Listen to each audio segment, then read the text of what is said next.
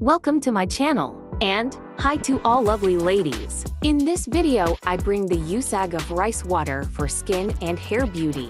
Firstly, we have to prepare rice water. It will take survival hours to get ready for better results. After wash, keep rice in water for overnight and then transfer it into a bottle. So, let's start. 1. Shiny hair.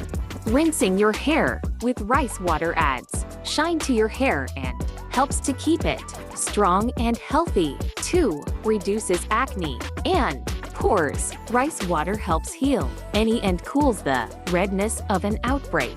It acts as an astringent on the skin, tightening the pores. 3. Clear and bright skin. Rice contains many vitamins and minerals that helps revitalize skin and helps keep your skin smooth and bright.